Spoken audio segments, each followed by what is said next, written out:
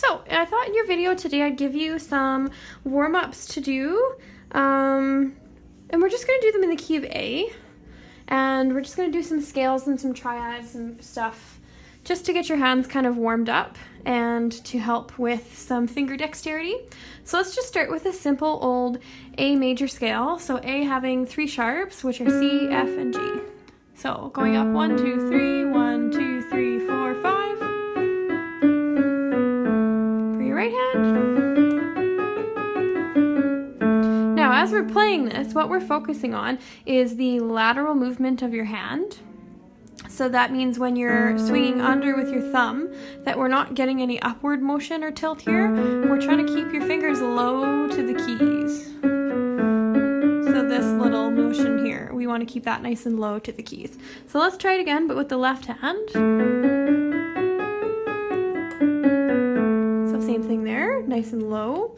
Okay, then the next thing we're going to try is hands together. So go nice and slow. I'm actually going to start at a lower A, so we have enough room so you can see it here. And really think about the points where you're doing the turns.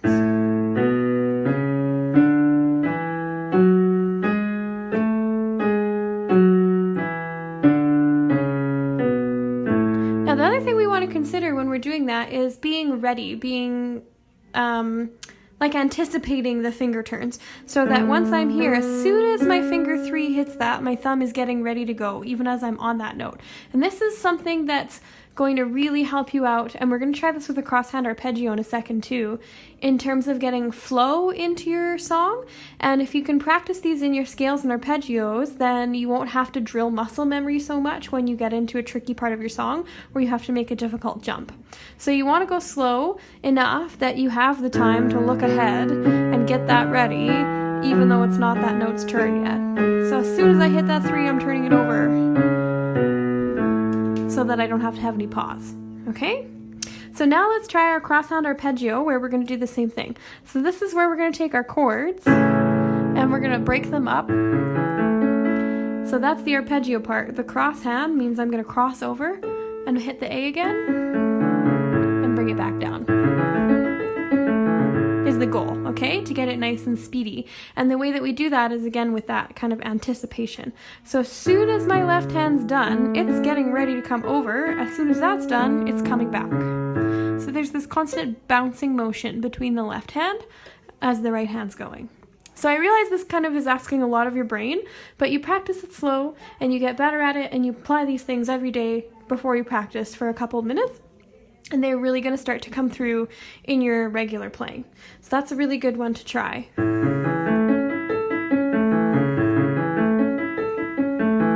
try and get faster and faster at it and see how fast you can get that left hand bouncing back and making that crossover.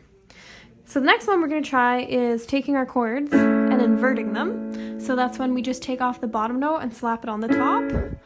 And I want to do this in A, so you get some practice going up and out in between those black keys, okay? So you want to crunch your hand up in there. It's all about the movement. I like to think of it like moving like a caterpillar does. So we have periods of stretch and of scrunch and of stretch and of scrunch. And this is how we can effectively move and cover these big distances across the piano.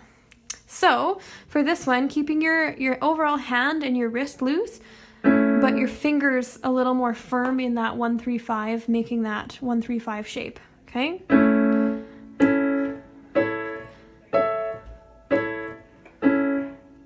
Noticing that we're kind of staying in between these black keys as we're going up. So applying the same with the left hand.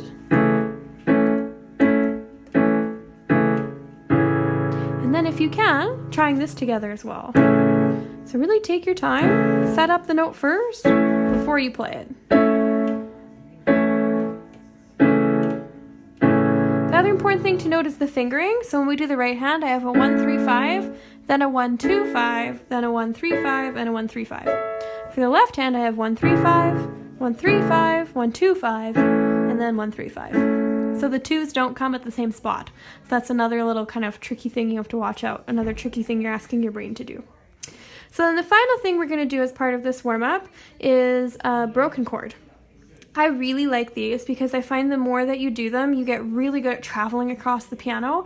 And as you get into complicated music and you're playing fast songs, having that ability and that dexterity that comes from being able to do that traveling motion is really handy. Okay, so we're not diving in for speed right away. We're just building it up. And here's where that scrunch and stretch really comes in. So as soon as my thumb's done on that A, it's gonna start making its way over to that C. So I'm kind of letting my thumb lead. And then on the way down, I'm crawling with my pinky. So here, I'm scrunching in that pinky. And that's how I'm getting a little bit faster, is by utilizing that hand motion. So what I want you to think about with all of these is not just about I'm hitting the right notes, I'm playing all the sharps that I'm supposed to, but about the actual finger technique and hand shapes that are involved in getting them smooth and accurate, and using them in a way that you have a lot of fluidity and dexterity that you can apply to your songs. So let's finish it up by trying that with the left hand. So scrunching that pinky in. Thumb's gonna lead on the way down. And of course, if you can, hands together.